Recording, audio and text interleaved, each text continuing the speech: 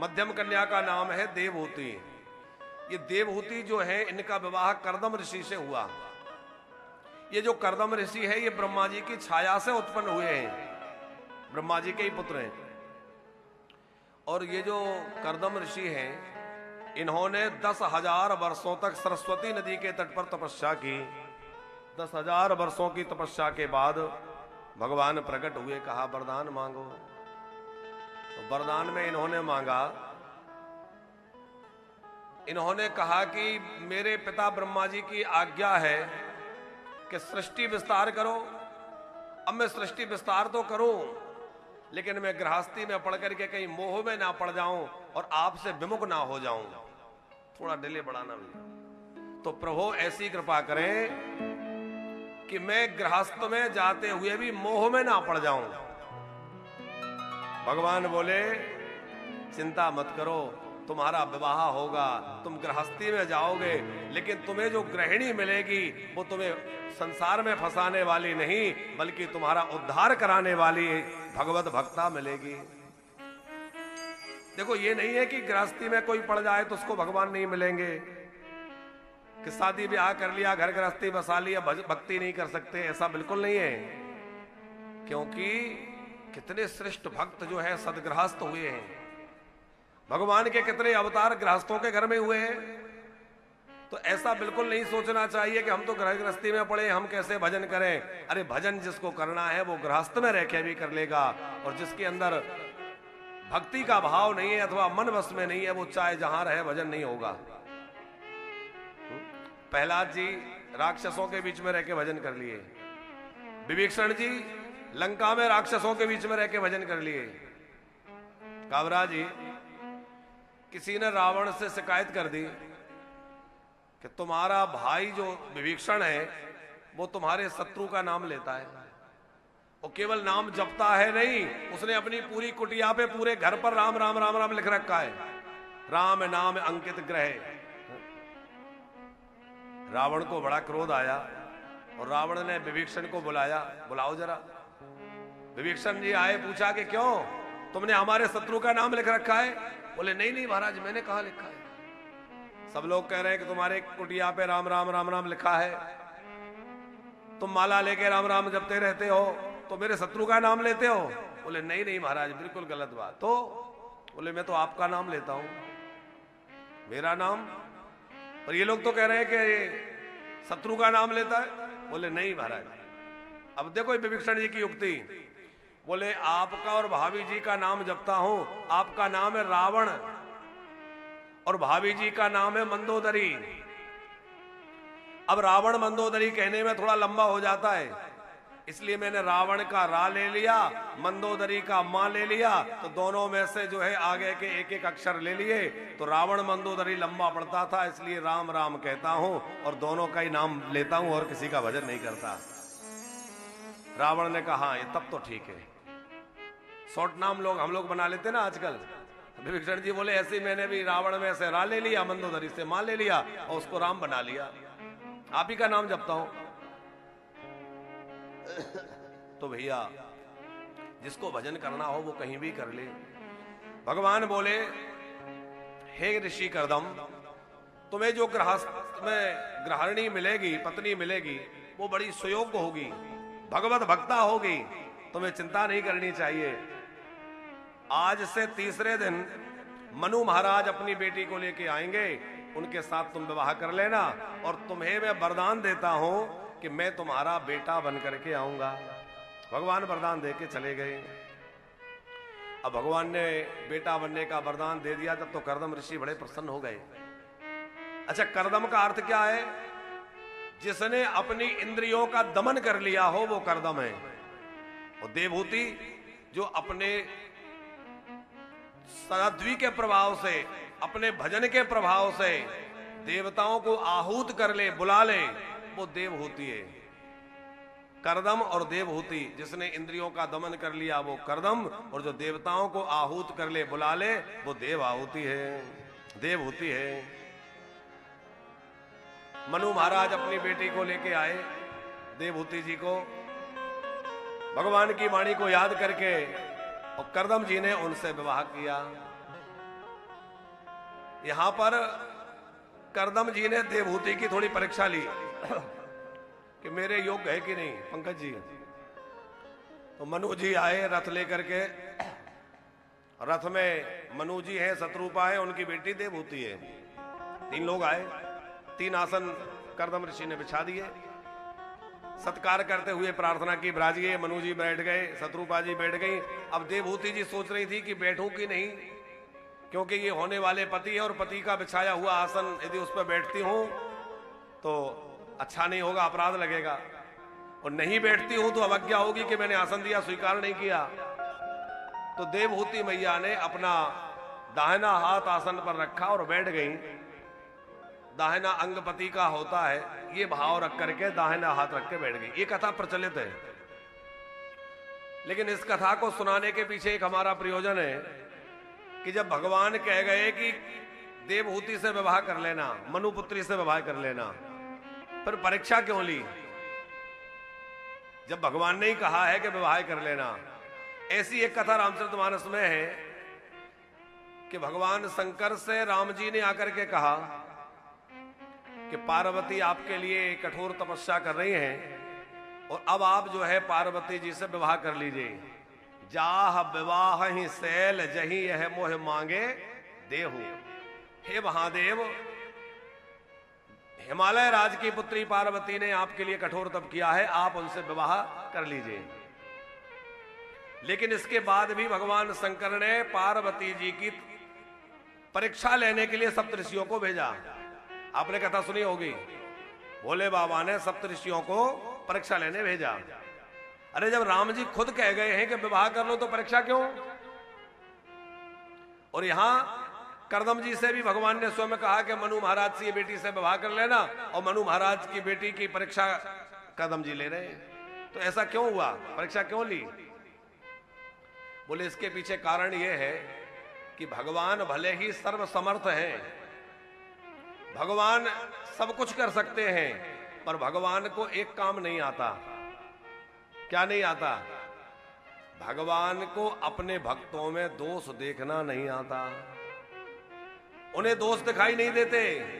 तो मनु जी ने, उन्होंने जो है करदम जी ने विचार किया कि यदि मनुपुत्री में कोई दोष होगा तो भी इनको नहीं दिखेगा, क्योंकि इनको दोष दिखता ही नहीं, ये तो गुण ही दिखते हैं।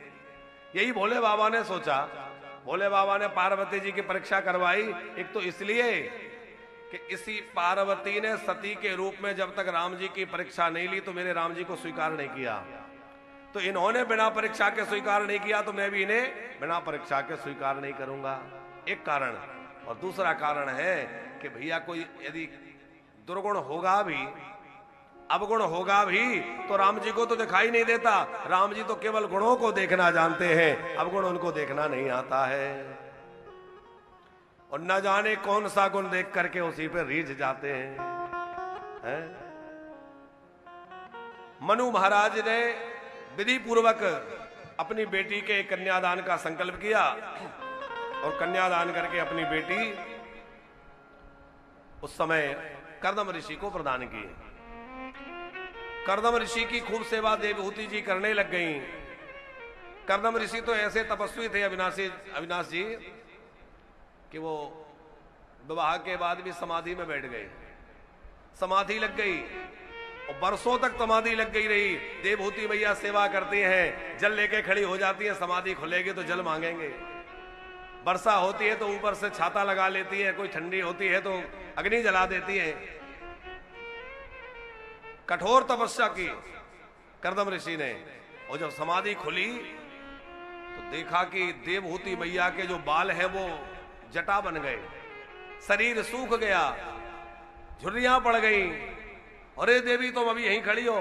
देवहूति जी बोली मैं कहां जाती, अरे मेरे पिता तो मेरा विवाह आपसे कर गए, अब आप समाधि में रहें चाहे जैसे रहें, मैं तो आपकी सेवा में रहूंगी। करदम ऋषि को बड़ी दया आई कि देखो ये देवी कब से यहां खड़ी है, मेरी सेवा कर रही है। करदम जी ने कहा देवी वो सामने सरोवर है उसमें स्नान करो। और सरोवर में जैसे स्नान करने गई तो करदम ऋषि की तपस्या के प्रभाव से अनेक देवियां उपस्थित हो गईं। उन्होंने देवहूति जी को सुंदर स्नान कराया, उबटन लगाया और उनका दिव्य श्रृंगार किया, उनकी जटाओं को सुलझा करके सुंदर चोटी गूंथ दी। फिर कर्दम ऋषि ने अपनी तपस्या के प्रभाव से एक विमान प्रकट किया। भागवत में उस विमान का नाम है कामुक विमान। क्यों? बोले जैसी कामना की जाए उसमें बैठ के वैसी वस्तु उपस्थित हो जाती थी। ऐसा अद्भुत विमान था वो। देवहूति की तपस्या को, उनकी साधना को देखकर कर्दम ऋषि ने कहा देवी इसमें विराजमान हो जाइए। कर्दम जी भी उसमें सुंदर स्वरूप धारण करके विराजमान हुए और दोनों जो है उस दिव्य विमान में अनेक वर्षों तक विहार करते रहे। ऐसा विमान था कि आज तक के वैज्ञानिक नहीं बना पाए। पहली बात तो ईंधन का चक्कर नहीं था, दूसरी बात पायलट की जरूरत नहीं थी, मन की गति से चलता था। मन में इच्छा हुई कि वहां चलो, वहां पहुंच जाएगा। मन ने कहा वहां चलो तो वहां चला जाएगा। तीसरी बात इतना विशाल था कि 6 ऋतुएं उसमें थी। ठंडियों का आनंद लेना है तो उस तरफ चले जाइए, गर्मी का लेना है थोड़ा इधर चले जाइए, वर्षा लेना इधर चले जाइए, इधर बसंत, सब कुछ अंदर था उसमें। सरोवर, वन, पर्वत, झरने आदि आदि सब जो है विमान के अंदर उपस्थित था। भागवत जी में वर्णन है ऐसा अद्भुत विमान एक ऋषि की तपस्या से प्रकट हुआ। विहार करते हुए माता देवहूति ने 9 कन्याओं को जन्म दिया। 9 बेटियां हुई और ये 9 बेटियां मानो नवदा भक्ति ही हैं। 9 प्रकार की भक्ति है तो नवदा भक्ति के रूप में ही 9 बेटियां हुई। और उसके बाद भगवान साक्षात नारायण ही इनके बेटा कपिल बन करके कपिल रूप में प्रकट हुए। भगवान का कपिलावतार हुआ। इन्होंने अपनी 9 ही बेटियों का विवाह बड़ी होने पर 9 महर्षियों से किया। एक बेटी का नाम है अनुसुईया। अनुसुईया जी का नाम आप सभी ने सुना होगा। सबने सुन रखा है कि नहीं? प्रायः सबने सुना होगा अनुसुईया जी का नाम। पतिव्रताओं में महान पतिव्रता अनुसुईया जी है। अनुसुईया जी इन्हीं देवहूति जी की बेटी है। इनका विवाह अत्रि ऋषि से हुआ। राम जी के जो कुलगुरु हैं श्री वशिष्ठ जी महाराज, उनकी पत्नी अरुणधति वो भी इन्हीं देवहूति मैया की बेटी है। और देवहूति की बेटी अरुणधति जो है वो वशिष्ठ ऋषि को ब्याही गई। ख्याति नाम की एक बेटी है वो भृगु ऋषि को ब्याही गई। ऐसे ही 9 बेटियां 9 ऋषियों के साथ विवाह हुआ। 10वीं संतान के रूप में भगवान ही बेटा बन के आए। नाम हुआ कपिल नारायण। बोलिए कपिल नारायण भगवान की। और भगवान का अवतार हो गया। उसके बाद महाराज कर्दम ऋषि के मन में विचार आया, अरे मैं तो घर संसार में ही फंस गया, मुझे तो सन्यास ले लेना चाहिए। तो इतनी घर में अनुकूलता है कि भगवान अवतार लेके आ गए, फिर भी सन्यास लेकर के ये वन में चले गए। अब माता देवहूति और कपिल दोनों ही घर में रह गए। बेटियां विवाह हो गया, वो घर चली गई। कर्दम ऋषि वन में चले गए तो घर में देवहूति और कर्दम ऋषि 2 ही कुटिया में रह गए। देवहूति और उनके बेटा कपिल नारायण दोनों ही घर में रह गए। माता देवहूति ने जो है एक दिन हाथ जोड़कर कपिल जी को प्रणाम किया। कपिल नारायण बोले माता ये क्या कर रही हैं? आप मां हैं, मैं बेटा हूं, आप मुझे प्रणाम कर रही हैं? देवहूति बोली मैं जानती हूं तुम मेरे बेटे तो बने हो, पर मेरे बेटे नहीं, तुम जगत पिता हो, तुम परमात्मा हो, इस बात को मैं जानती हूं। अच्छा अच्छा मां कहो क्या चाहती हो? तो देवहूति मैया ने हाथ जोड़कर कहा निर्भिन्ना नितरां भूमन् असद इंद्रियता एन संभाव्यमानेन प्रपन्नाधं तमः प्रभो प्रपन्नाधं तमः प्रभो निर्भिन्नाम नितरम भूमन। आप कृपा करके मुझे ये बतलाइए कि इन इंद्रियों की तृप्ति कैसे हो? देवहूति भैया ने प्रश्न किया है, क्योंकि मैंने अपने पतिदेव के साथ कामुक विमान में रहते हुए इन इंद्रियों को इतने विषय भोग दिए हैं, इतना कोई दे नहीं सकता, पर मेरी इंद्रियां तृप्त नहीं हुई। आंख कहती है जहां बढ़िया रूप देखने मिले वहां चलो, कान कहता है जहां बढ़िया संगीत बज रहा हो वहां चलो। रसना कहती है कि जहां बढ़िया बढ़िया व्यंजन खाने को मिले, बढ़िया पकवान मिष्ठान मिले, वहां चलो। शरीर स्पर्श सुख चाहता है, नासिका सुंदर सुगंध चाहती है। आखिर इन इंद्रियों को इनके विषय भोग कब तक दें? आप कृपा करके इसका उपाय बतलाइए। और देवभूति जी ने तो एक बड़ी गजब की बात कही। प्रभु ये बतलाइए, किसी को एक हाथ पकड़ के कोई इधर खींचे, एक हाथ पकड़ के कोई दूसरी ओर खींचे, कोई पैर पकड़ के खींचे, कोई बाल पकड़ के खींचे, उसकी क्या हालत होगी? भगवान कपिल बोले, मां उसकी तो बड़ी दुर्दशा हो जाएगी। पर ऐसा क्यों पूछ रही हो? बोले ये मेरी हालत है। हर इंद्री अपनी अपनी ओर खींचती है, आखिर मैं कहां जाऊं, क्या करूं? आप कृपा करके समाधान करिए। तम त्वं गताहं शरणं शरण्यं स्वभृत संसार तरो कुठारं जिघांसयाहं प्रकृते पुरुषस्य नमामि सर्वविदां वरिष्ठम्। हे प्रभो, आप अपने ज्ञान के खड़ग से मेरे अज्ञान की निवृत्ति कर दीजिए। कपिल नारायण भगवान ने उपदेश दिया, मां आनंद तो परमात्मा का स्वरूप है, लेकिन हम लोग विषय भोगों से आनंद प्राप्त करना चाहते हैं। संसार के विषय भोगों में आनंद है ही नहीं। संसार के विषय भोगों का आनंद वैसे ही है जैसे किसी को चर्म रोग हो जाए और वो उसको खुजलाए, तो खुजली करते समय जैसा उसको सुख की अनुभूति होती है। खुजली हो रही है, खुजलाते समय उसको बहुत अच्छा लग रहा है, क्या वो सुख है? सुख तो नहीं है, लेकिन उस समय बड़ी मीठी मीठी खुजली चल रही है, बड़ा अच्छा लग रहा है। बाद में उसमें से जो है रक्त बहने लगेगा, उसमें जलन होगी, तकलीफ बढ़ेगी। तो जैसे चर्म रोग को खुजलाने में जो सुख मिलता है वो वस्तुतः सुख नहीं है, वैसे ही संसार के भोगों का सुख है वो सुख नहीं है, सुख का आभास मात्र है। बाद में तो दुख ही दुख मिल रहा है। मां, भोगों को भोगने से कभी तृप्ति नहीं हो सकती। जैसे जलती हुई अग्नि में चाहे जितना घी डालिए, पर घी डालने से अग्नि बुझेगी नहीं, बढ़ेगी। अग्नि जल रही है, आप उसको बुझाना चाहते हैं, थोड़ा घी डाला कि बुझ जाए, तो बुझेगी कि और जलेगी? जैसे घी डालने से अग्नि और बढ़ेगी, उसी प्रकार इंद्रियों को विषय भोग देने से ये दबेंगी नहीं, बल्कि और बढ़ेंगी, और ज्यादा लालसा होगी भोगों की। और भोगा न भुक्ता वयमेव भुक्ता, हम ही जो है बुढ़े हो जाते हैं पर भोग यथावत बने रहते हैं, और भोगों की लालसा भी वैसी ही बनी रहती है। बुढ़ापा आ गया, फिर भी मन में इच्छा हो रही है कि भाई दांत कमजोर हो गए तो बढ़िया नई बत्ती सी लगवा लो, पापड़ का स्वाद लेंगे। आंखें कमजोर पड़ गई, हमने बढ़िया चश्मा बनवा लिया, अच्छे वाले लेंस लगवा लिए। कान कमजोर पड़ गए, हमने मशीन लगा ली। तो इंद्रियां कमजोर पड़ गई और मन नहीं भरा। हम जो है उन भोगों को भोगने के लिए और अधिक उनको बलशाली बना करके भोगों में ही लगा रहे हैं। श्री कपिल जी कह रहे हैं, मां,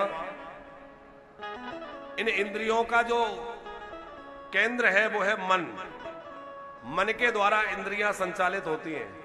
सवेरे हमने कहा था, ये मन जैसा चाहता है इंद्रियां भी वैसा ही करती हैं। जैसे आप कथा में बैठे हैं और मन आपका कहीं और चला जाए, तो बैठे तो कथा में है पर आपको सुनाई तो दे रहा है, पर पता नहीं चलेगा कथा में क्या बात हो गई, क्योंकि मन कहीं और चला गया। तो जहां मन होगा वही इंद्री काम करेगी।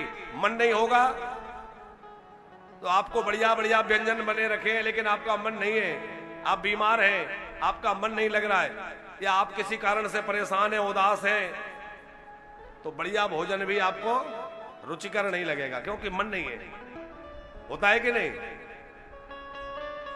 आपके मन में कोई चिंता है अथवा किसी प्रकार का शोक है,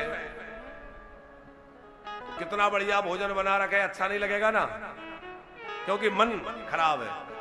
तो रसना तो स्वाद ले सकती है, बोले नहीं, जब तक मन साथ नहीं देगा वो इंद्री काम नहीं करेगी। तो इसका मतलब मन ही इनका केंद्र है, मन से ही बल मिलता है। भगवान कपिल कह रहे हैं, मां, चेता खलवस्य बंधाय मुक्तये चात्मनो मतम गुणेषु सक्तं बंधाय रतं वा पुंसि मुक्तये। भगवान श्री कृष्ण गीता जी में भी कह रहे हैं, मने मनस्कानाम कारणम बंध मोक्षयो।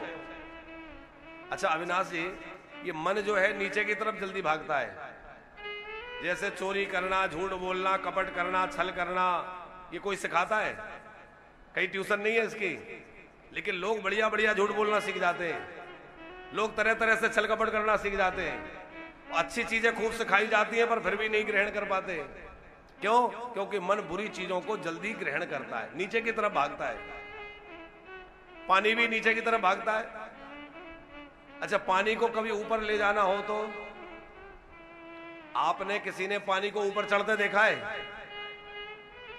नहीं देखा? अरे सभी के घर में चढ़ता है, मोटर लगाओ, मोटर पंप लगाया, पानी ऊपर चला गया। तो जैसे एक यंत्र की सहायता से पानी ऊपर जाता है, वैसे ही मंत्र की सहायता से मन ऊपर जाता है। इस मन को मंत्र में लगाओ। कौन सा मंत्र? बोले जो हमारे गुरुजी से मिला हो, अथवा जिसमें हमारा मन लग जाए। कोई भी मंत्र का आश्रय लेकर के मंत्र जप करो, और मंत्र जप करने से मन धीरे धीरे ऊपर उठेगा। मन जो है भगवान की ओर लगेगा। देवहूति माता ने कहा ये मन कैसे लगेगा? तो कपिल भगवान कह रहे हैं, सताम प्रसंगान मम वीर्य संविदो भवन्ति हृदय कर्ण रसायना कथा तज्जोषणादा स्वपवर्ग वर्त्मनि श्रद्धारतिर्भक्तिरणो क्रमश्यति। मन भगवान की ओर कैसे लगेगा? भगवान में कैसे लगेगा? कपिल जी कह रहे, सताम प्रसंगान मम वीर्य संविदो, निरंतर मेरी कथाओं को सुनो, संतों का संग करो। संतों का संग करने से, सत्पुरुषों का आश्रय लेने से मेरी कथा सुनने को मिलेगी और धीरे धीरे मन मुझ वासुदेव में लग जाएगा। देवहूति मैया ने कहा कि साधु किसे कहते हैं? तुम कह रहे हो साधु पुरुषों का संग करो, तो साधु किसे कहते हैं? जो लाल कपड़े पहनता है, पीले कपड़े पहनता है, वो साधु है? कि जिसकी बड़ी बड़ी जटाएं हैं, लंबी दाढ़ी है, वो साधु है? कि जो लंबा तिलक लगाता है वो साधु है? कौन साधु है? कपिल नारायण भगवान बोले, नहीं मां, ये सब साधु के लक्षण नहीं है। हाँ, ये साधु का स्वरूप है, लेकिन साधु का लक्षण अलग है। 5 लक्षण जिसमें हो, वो चाहे जैसा रहता हो, चाहे वो पीले कपड़े पहने, चाहे सफेद पहने, चाहे पैंट शर्ट पहने, लेकिन जिसमें ये 5 लक्षण है वो साधु है। कौन कौन से 5 लक्षण? तितीक्षवा कारुणिका सुहृदया सर्वदेहिना अजात शत्रवः शांता साधवा साधु भूषणा। पहला गुण है सहनशीलता। किसी ने माला पहना दी तो बहुत ज्यादा प्रसन्न नहीं, किसी ने गाली दे के धक्का मार दिया, भागो यहां से, कोई नाराजी नहीं। कोई मान करे चाहे अपमान करे, सब में एक जैसे जो रहे वो साधु है। हम लोग थोड़ा सा किसी ने सम्मान दे दिया तो फूल जाते हैं, और थोड़ा सा किसी ने अपमान कर दिया।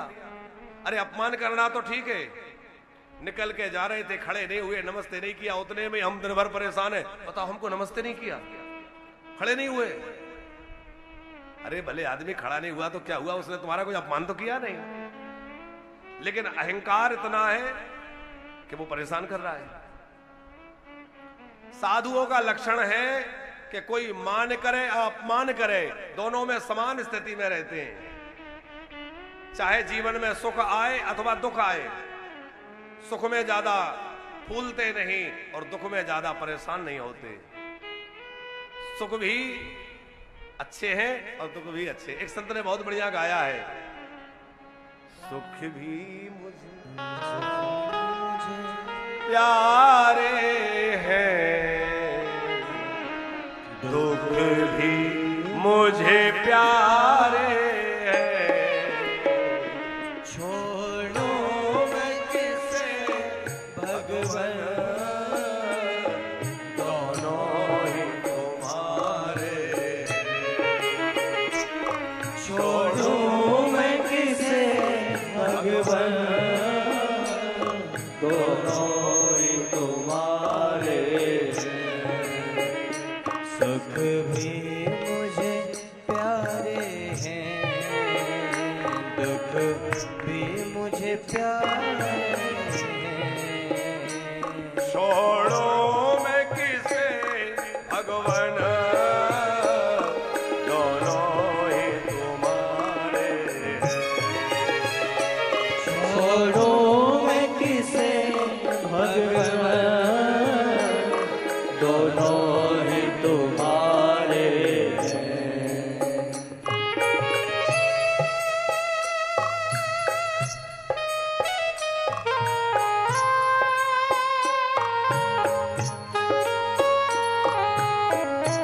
भक्तवत्सल भगवान की जय हो।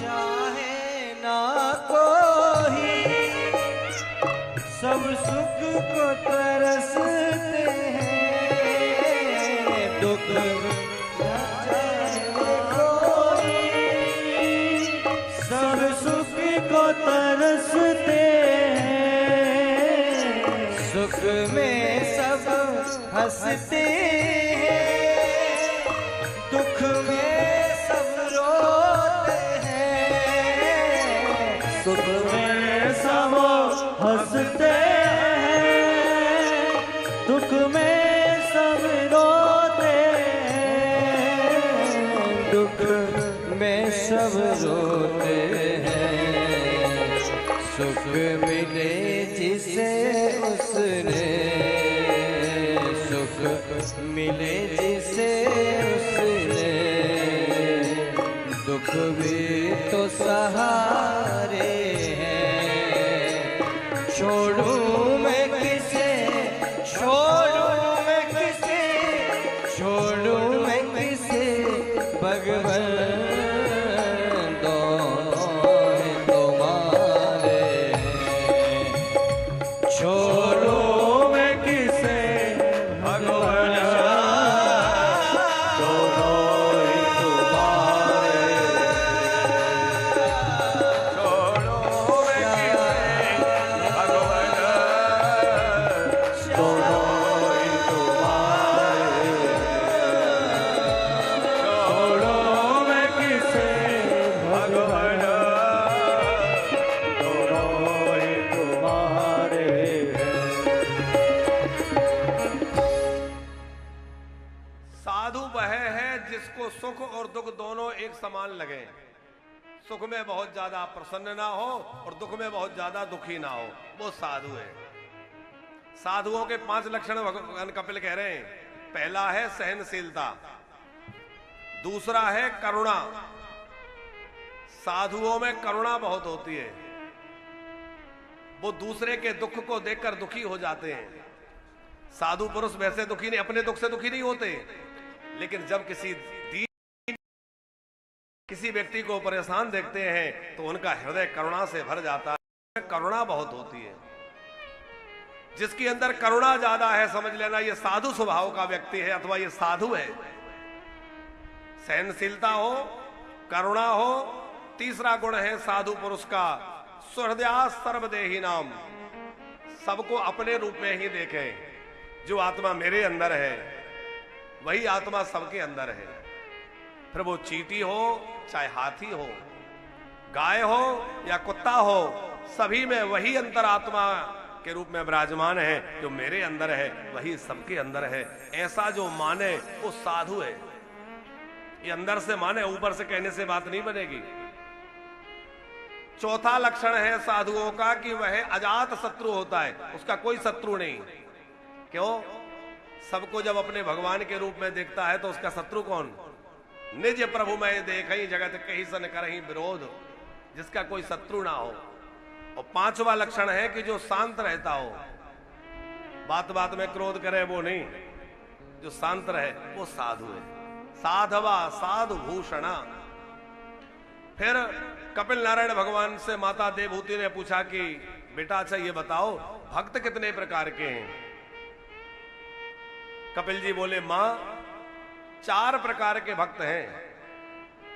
पहले प्राकृत भक्त हैं जो मूर्तियों में मेरी पूजा करते हैं, मूर्तियों में मेरा दर्शन करते हैं और दूसरे लोगों से द्वेष करते हैं, वो बड़े साधारण कोटि के भक्त हैं।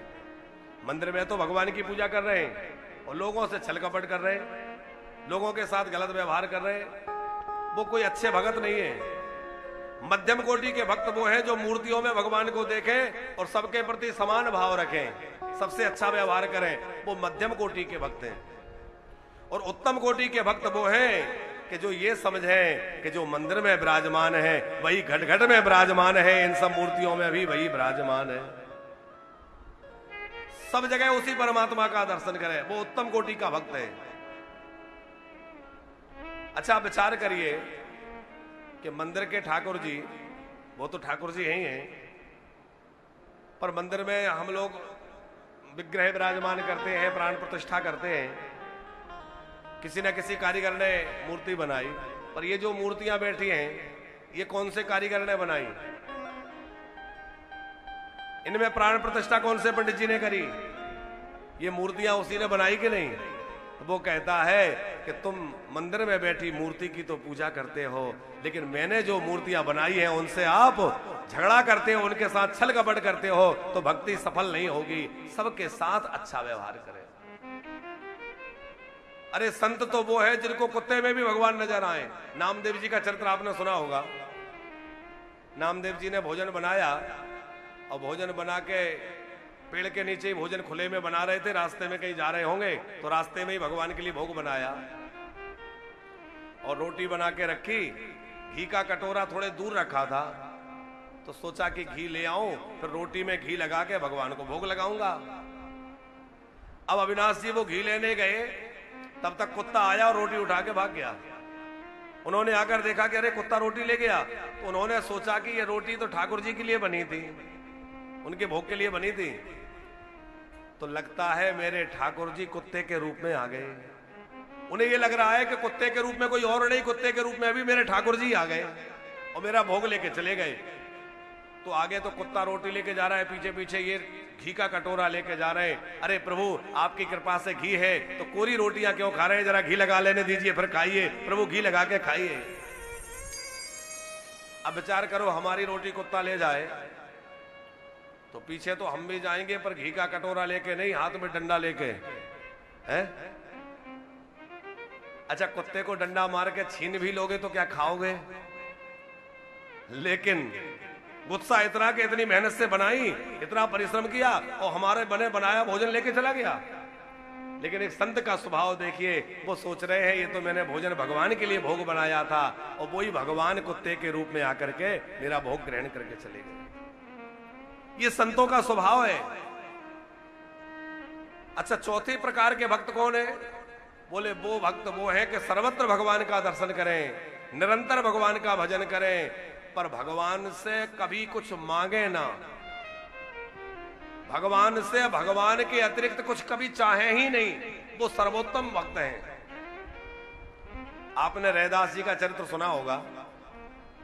काबरा जी, रैदास जी खूब साधु सेवा करते थे, जाति से चर्मकार थे, चमड़े से जूते बनाते, लेकिन इनका नियम था कि कोई भी साधु संत आ जाए, कोई भी भगवत भक्त आ जाए, कोई भी आ जाए, सूखा सामान दे देते, भैया भोजन बना लो और भगवान को भोग लगाओ और प्रेम से पाओ, कोई भी भूखा ना जाए।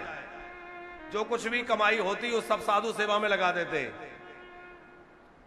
इनकी साधु सेवा से इनके पिता ने इनसे नाराज होकर इनको घर से अलग कर दिया।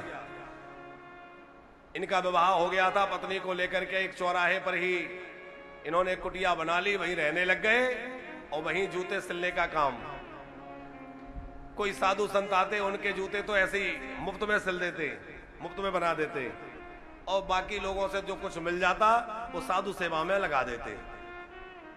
भगवान को बड़ी दया आई कि देखो ये इतना साधु सेवा करते हैं पर खुद कुछ नहीं पाते, रूखा सूखा जो मिल जाए उसी में प्रसन्न रहते हैं, संपत्ति के नाम पर कुछ भी नहीं है। जो कुटिया बनाई है उसमें भी साधुओं को ठहरा देते हैं और खुद बाहर खुले में पड़े रहते हैं। तो मैं इनकी कुछ व्यवस्था कर दूं, भगवान ने सोचा। और भगवान आए, अविनाश जी भगवान आए तो एक साधु के रूप में ही आए। बूढ़े साधु का रूप भगवान ने बनाया। रैदास जी ने देखा कि कोई बूढ़े महात्मा आ रहे हैं तो खूब सत्कार करके बुलाया, बिठाया। और भगवान तो भगवान की लीला न्यारी है। भगवान बोले भैया बहुत दूर से यात्रा करके आ रहे हैं, बड़ी भूख लगी है, भोजन के इंतजाम करो। तो रैदास जी तो सोच रहे थे कि हमारे यहाँ का तो पाएंगे नहीं, सूखा सामान दे दें। बोले महाराज आटा घी गुड़ मैं दे देता हूं, आप बना लीजिए। अरे बोले इतना सामर्थ्य नहीं, अब बुढ़े हो गए हैं, शरीर बूढ़ा है, थके हुए हैं, हमारे बस का नहीं है बनाना। तो महाराज कुछ फल वगैरह पाले, फल मंगवा दूं। बोले नहीं नहीं, सर्दी जुकाम है, कफ बढ़ जाएगा, फल नहीं खाते। क्या पाएंगे, क्या क्या सेवा करें? भगवान बोले वृद्ध साधु के रूप में कि हमने सुना है तुम्हारी पत्नी कड़ी पकौड़ी बहुत बढ़िया बनाती है, तो पत्नी से कहो कड़ी पकौड़ी बनाए, बढ़िया दाल भात बनाए, वो ही पाएंगे। रैदास जी तो चक्कर में पड़ गए, अरे आप बूढ़े महात्मा और मेरे घर का खाएंगे, लोग आपको अपनी जाति बिरादरी से अलग कर देंगे। बोले देखो हम तो बूढ़े हैं, हमें किसी से कोई लेना देना नहीं, हम तो तुम्हारा बना पाएंगे, हमें किसी की कोई परवाह नहीं है। वो तो भगवान ही थे।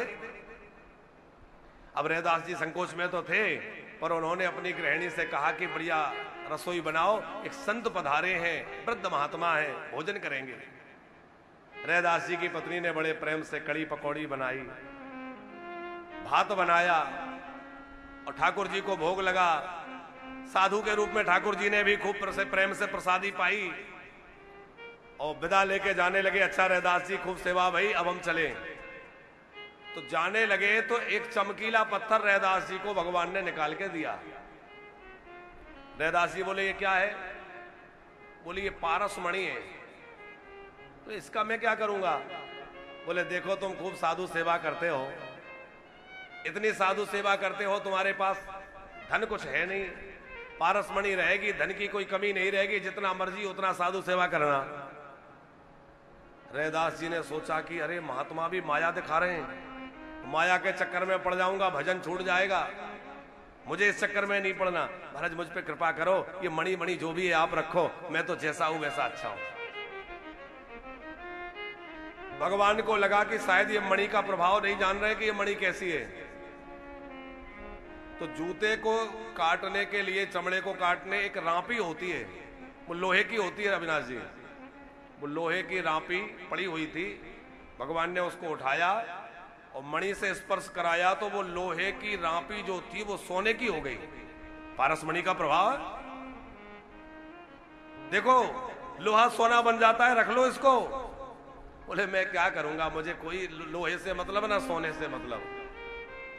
अच्छा तुम देना ही चाहते हो तो ऐसा करो, एक कपड़े में लपेट के इस छप्पर में रख दो, जो झोंपड़ी का छप्पर था, बोले इसी में फंसा दो। भगवान ने कपड़े में लपेटी मणि और पारस मणि को एक छप्पर में रख दिया। और जैसे किसी के घर में बिच्छू आ जाए तो वो चिमटे से पकड़ के उसको बाहर फेंके, उसी तरह रैदास जी ने वो रांपी जो सोने की हो गई थी उसको हाथ नहीं लगाया। ये माया है, इससे हाथ लगाऊंगा मेरी बुद्धि खराब ना हो जाए। तो चिमटे से उस रांपी को पकड़ा और चिमटे से पकड़ के ले गए और जाके गंगा जी में फेंक आए। अब देखो कितना धन के प्रति निरासक्ति कि भगवान स्वयं आके कृपा करके गए, फिर भी नहीं लिया। और उसके बाद अब सोचने लगे एक ही रांपी थी, वो भी चली गई, एक आना जोड़ा, फिर नापी खरीद के लाए, फिर अपना काम चलाने लगे। साल भर बाद भगवान फिर लौटे। अब तो रैदास के पास किसी चीज की कमी नहीं होगी, पारसमणि दे के आया था। साल भर बाद भगवान आए और देखा तो रैदास बिल्कुल वैसे के वैसे। क्यों भाई भक्त जी, उस मणि का कोई उपयोग नहीं किया? कौन सी मणि? बोले 1 वर्ष पहले मैं दे के गया था। अरे बोले वो तो आप जहां रख गए थे वहीं रखी होगी, मैंने तो उसको देखा भी नहीं। और भगवान ने देखा तो वो वहीं छानी में, उसी में छप्पर में रखी थी। भगवान ने कहा धन्य है तुम्हारे जैसे भक्त कि चाहे जितना कुछ देना चाहो पर तुम कभी कुछ लेना ही नहीं चाहते। तुम्हें तो केवल भगवान की भक्ति प्यारी है। ऐसे भक्तों के तो भगवान भी अधीन हो जाते हैं। ऐसे भक्तों के लिए भगवान कहते हैं अहम भक्त पराधीनो, मैं ऐसे भक्तों के अधीन रहता हूं जो मुझसे कुछ चाहते ही नहीं हैं। 5 तरह की मुक्ति है, कपिल भगवान कह रहे हैं। सालोक्य सारिष्ट सामीप्य सारोप्य कत्वमुच्यत दीयमानां न गृह्णन्ति बिना मत सेवनं जना। 5 तरह की मुक्ति कौन कौन सी है? एक है सालोक्य, भगवान के जैसा लोक प्राप्त हो जाना। दूसरी है साष्टी, भगवान जैसा ऐश्वर्य प्राप्त हो जाना। तीसरी है सामीप्य, भगवान की समीपता मिल जाना, भगवान के हर समय साथ में रहना। चौथी मुक्ति है सारूप्य, भगवान जैसा रूप मिल जाना, वैसे ही चतुर्भुज हो जाए, भगवान जैसा ही रूप बन जाए। और 5वीं मुक्ति है सायुज्य, भगवान में समा जाना। 5 तरह की मुक्ति है। लेकिन भगवान कह रहे हैं जो मेरे प्यारे भक्त हैं वह मुझे छोड़कर कभी कुछ चाहते ही नहीं है। वो तो कहते हैं हमें तो केवल ठाकुर जी चाहिए और कुछ नहीं चाहिए। हमारे माई श्यामा जो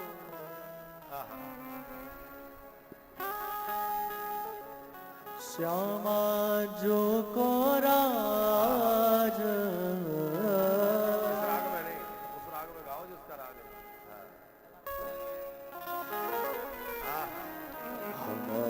माई श्यामा जो को राज, हमारे माई श्यामा जो को राज, हमारे माई श्यामा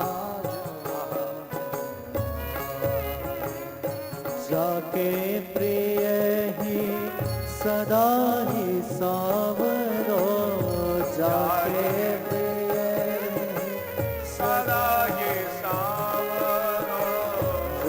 के प्रिय ही सदा ही सावरो, जाके प्रिय ही सदा ही सावरो।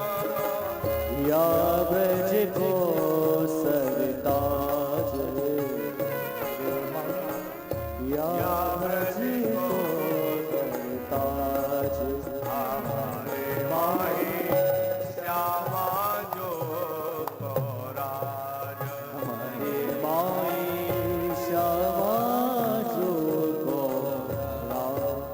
भक्त की बड़ी सुंदर पुकार है। हमारे तो श्यामाजू श्री किशोरी जी का राज है, हमें तो बस उनकी चरण रज चाहिए, हमें और कुछ नहीं चाहिए।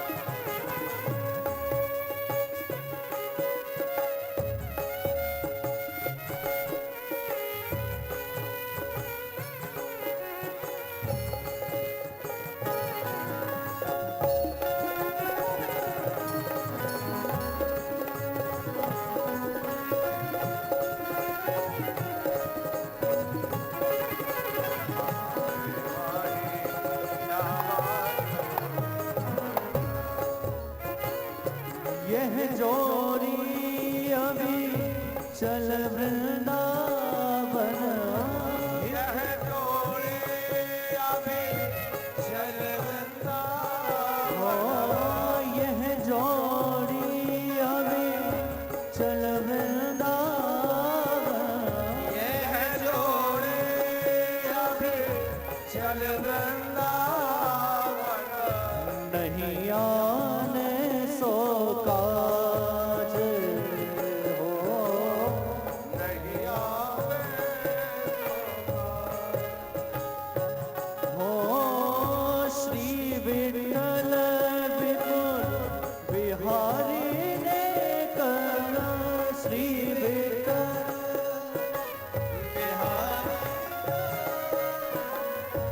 तिने जलधर जो गाज, ओ तिने जलधर जो गाज, हमारे माहे श्यामा जो राज, हमारे माहे श्यामा जो को राज, हमारे माए श्यामा जो को राज, हमारे माए श्यामा जो को, श्यामा जो को, श्यामा जो को राज।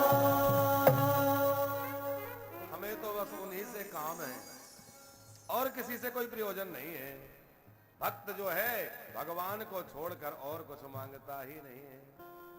और हमारे ब्रज के भक्त तो कहते हैं हमारी तो स्वामिनी श्री जी है, स्वामिनी राधा जी है, हमारे माही श्यामा जी को राज, हमारे माए श्यामा जो को राज। फिर अष्टांग योग का वर्णन श्री कपिल नारायण भगवान ने किया है। योग जो है उसके प्रमुख 8 अंग हैं जिसको बोलते हैं अष्टांग योग। कौन कौन से? यम, नियम, आसन, प्राणायाम, प्रत्याहार, ध्यान, धारणा और समाधि। 8 के यह योग के 8 प्रमुख अंग हैं। विस्तार पूर्वक वर्णन श्री कपिल नारायण भगवान ने किया है। फिर अपनी प्रबल माया का वर्णन किया है और उसके बाद किस प्रकार जीव मां के गर्भ में आता है, कैसे वह मां के गर्भ में कष्ट भोगता है, वो सब वर्णन कपिल जी ने किया है।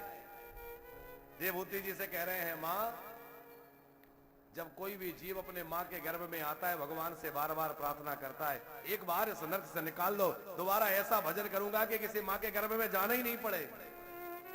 बार बार भगवान से वादा करके आता है जीव, प्रभु एक बार इस नरक से बाहर निकालिए, अब मैं इतना भजन करूंगा किसी मां के गर्भ में न जाना पड़े। और बाहर आते ही सब भूल जाता है और धीरे धीरे माया उसको पकड़ लेती है और माया में पकड़ करके माया में ऐसा जकड़ जाता है कि भगवान को भूल जाता है, इस संसार को ही अपना मानने लगता है। पर भैया मोक्ष प्राप्ति के लिए मानव शरीर से बढ़िया तो कोई साधन नहीं हो सकता। भगवान ने कृपा करके मनुष्य शरीर दिया है, अब की बार ऐसा साधन करें कि हमें मुक्ति हाथ लग जाए। 84 लाख योनियों में जीव भटकता है और मनुष्य योनि को प्राप्त करने के बाद मुक्ति मिल सकती है, लेकिन इस बार चूक जाता है। कैसे? काबरा जी हमारे गुरुजी एक बहुत बढ़िया उदाहरण देते हैं। बोले एक अंधा व्यक्ति था, एक बहुत बड़े हॉल के अंदर वो था, अब उसको हॉल से बाहर जाना था तो दरवाजा नहीं मिल रहा था, तो दीवार पकड़ के उसको टटोलते टटोलते पूरा चक्कर लगाया। अब वो दीवार पकड़ पकड़ के जा रहा था कि जहां दरवाजा होगा मिल जाएगा, मैं बाहर निकल जाऊंगा। उसने पूरे हॉल का चक्कर लगाया और थोड़ी दूर दरवाजा था, दरवाजा आने ही वाला था, तब तक थोड़ी खुजली हुई तो सोचा कि इतनी दूर से चल रहा हूं, दरवाजा तो आया नहीं, अभी दरवाजा दूर होगा, तो हाथ हटा के खुजलाने लगा, आगे बढ़ता गया, तब तक दरवाजा निकल गया। अब दरवाजा निकल गया तो क्या होगा? दोबारा पूरा चक्कर लगाना पड़ेगा कि नहीं? फिर दोबारा चक्कर लगा के आएगा। ऐसे ही हम भैया 84 का चक्कर लगा करके और इस द्वार पर आए हैं। कौन सा द्वार? साधन धाम मोक्ष करी द्वारा, साधन धाम मोक्ष कर द्वारा, पाई न जेहि परलोक द्वारा, पाई न जे परलोक सवारा, साधन धाम मोक्ष करी द्वारा, साधन धाम मोक्ष कर द्वारा, मोक्ष करी द्वारा। मोक्ष कर द्वारा। यह मनुष्य शरीर मोक्ष का द्वार है। यहाँ दरवाजे पर आकर के विषय विकारों की खुजली ऐसी चली कि संसार के भोगों में उलझ के रह गए और फिर दूसरा चक्कर लगाना पड़ेगा भैया। इसलिए इस बार बड़े सावधान रहना है। फिर जो है कपिल जी ने कपिल गीता का उपदेश किया है। कपिल भगवान संगम तीर्थ पर चले गए। देवहूति माता कपिल जी से मिले हुए ज्ञान के द्वारा योग साध करके ऐसा उनका देह प्रेम में पुलकित हुआ कि देह पिघल गया। और उसके बाद श्री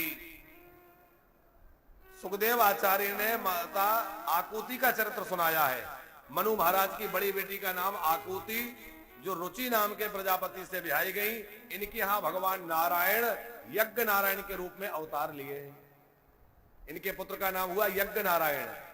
और साथ में लक्ष्मी जी भी आई। तो लक्ष्मी जी जो आई तो उनका नाम हुआ दक्षिणा देवी। यज्ञ और दक्षिणा के रूप में भगवान प्रकट हुए। मनु जी की छोटी बेटी प्रसूति दक्ष महाराज को ब्याही थी। इनके यहां 16 के बेटियां हुई।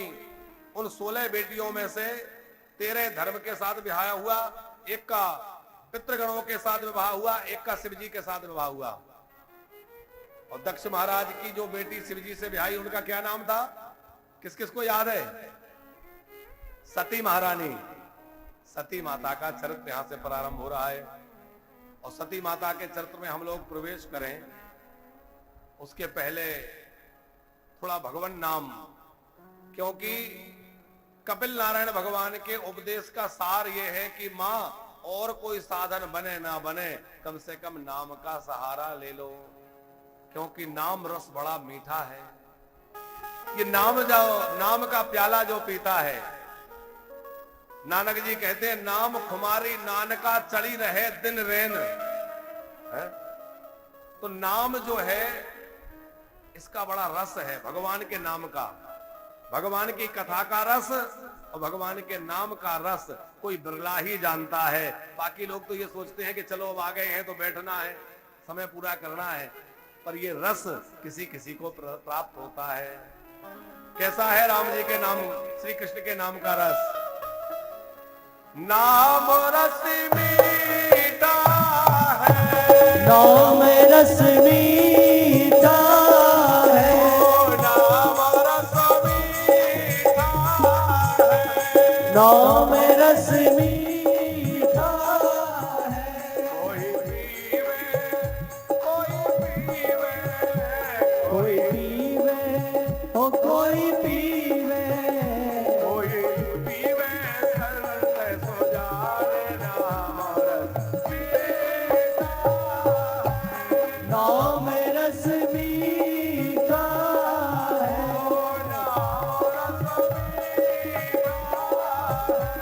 नाम रस मीठा है।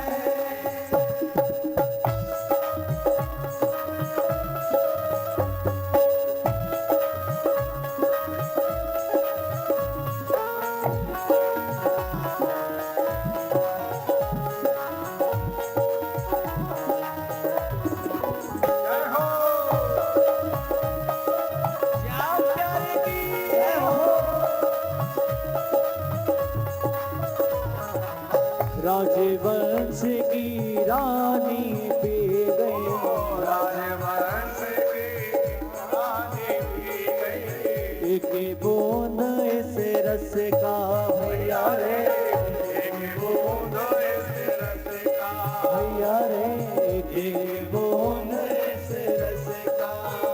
हो आधी रात महल तज चल दी, आधी रात महल तज चल दी। कौन पी गई? राजवंश की बहू वह मीरा, और मीरा ने नाम रस को पिया तो ऐसी नाम खुमारी चढ़ी कि सब घर गृहस्थी भूल गई। हो आधी रात महल तज चल दी, आधी रात महल तज चल दी, हो रहा न मन वावस का भैया रे, रावण वावस का, भैया रे रावण वावस का। हो गिरधर की दीवारी मीरा, गिरधर की दीवारी, हो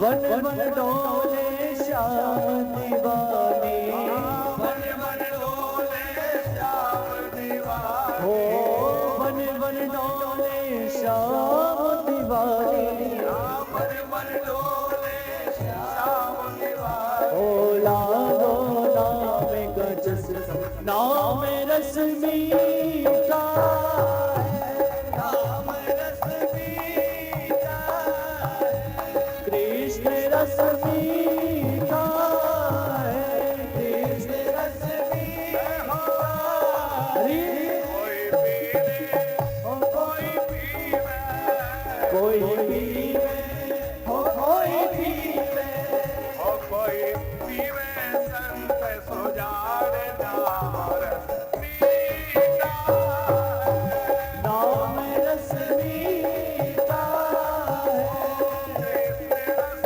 मीठा है, कृष्ण रस मीठा हरि बोल।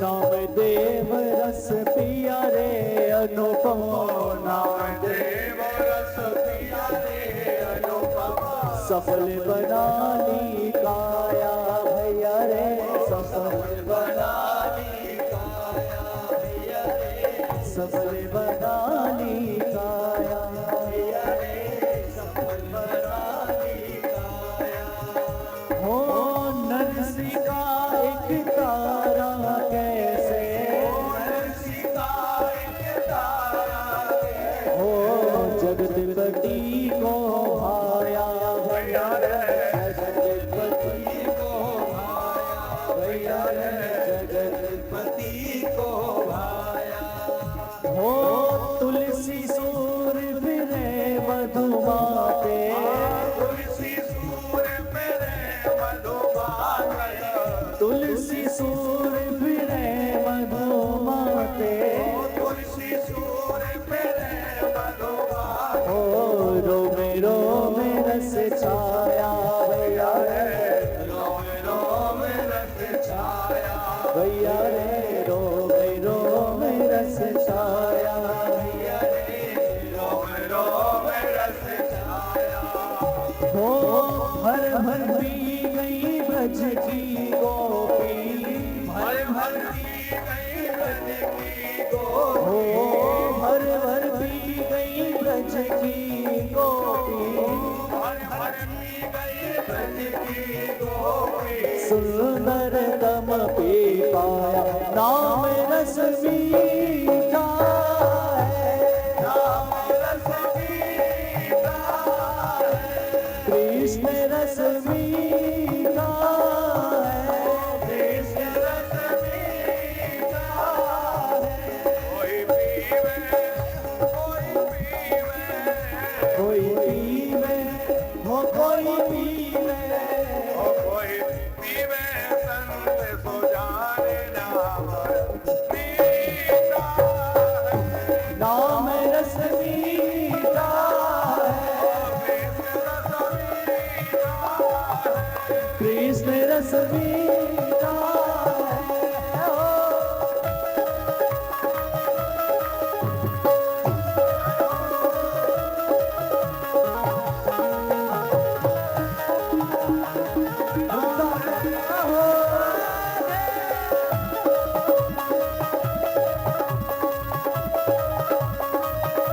नाम रस मीठा है, नाम रस मीठा है, रस मीठा है, कृष्ण रस मीठा, जय जय श्री राम, जय जय श्री राधे, जय जय श्री राधे। कि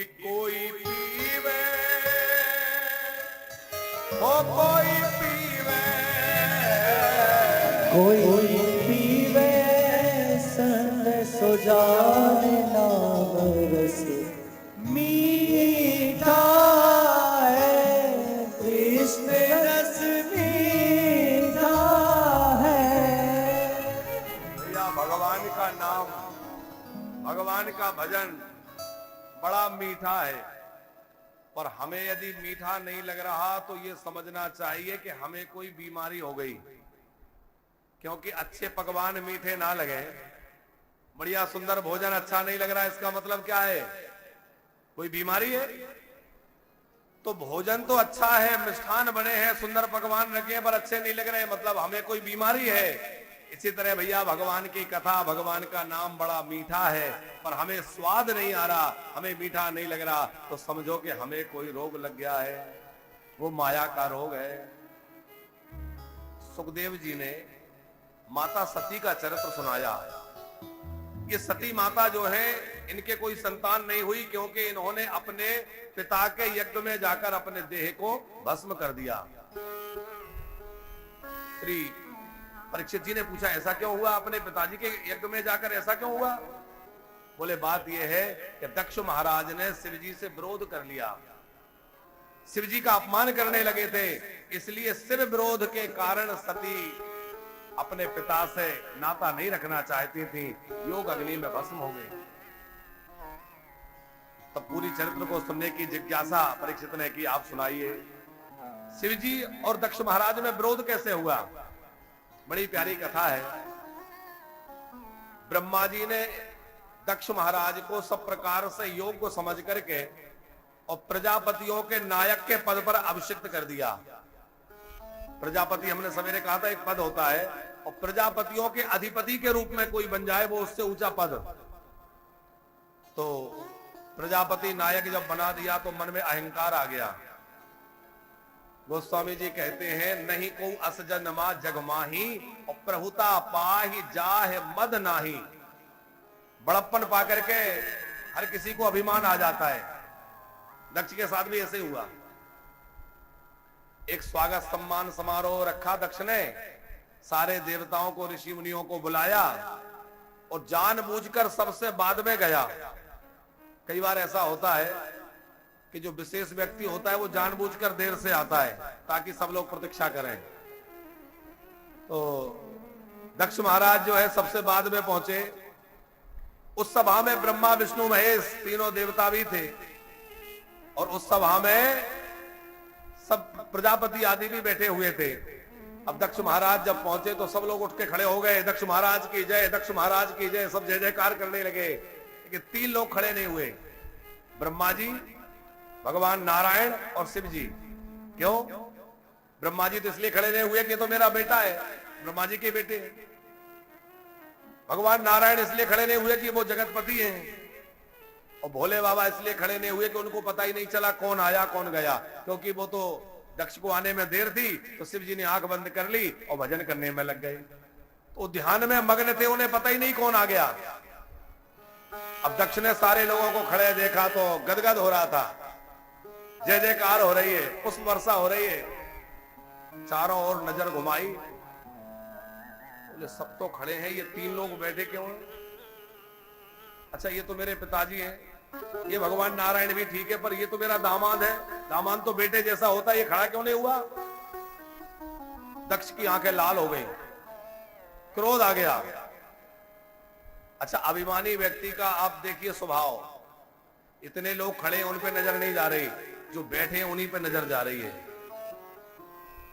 भाई इतने लोग खड़े हैं, इसी में अपना संतोष कर लेते कि इतने लोग तो खड़े होकर सम्मान कर रहे हैं, एक ना करें ठीक है, और ये क्यों खड़ा नहीं हुआ? तो दक्ष महाराज बोले कि सुनो, मैं कुछ कहना चाहता हूं। सारे सभासद सावधान हो गए, भाई सभापति महोदय कुछ बोलना चाहते हैं, सब शांत होकर सुनने लगे। बोलिए महाराज। दक्ष बोले, अयम तू लोकपालानाम यसग्नो निरपत्रपा सद्वीराचार्य सद्वीराचरिता पंथा एन स्तब्धेन दूषिता।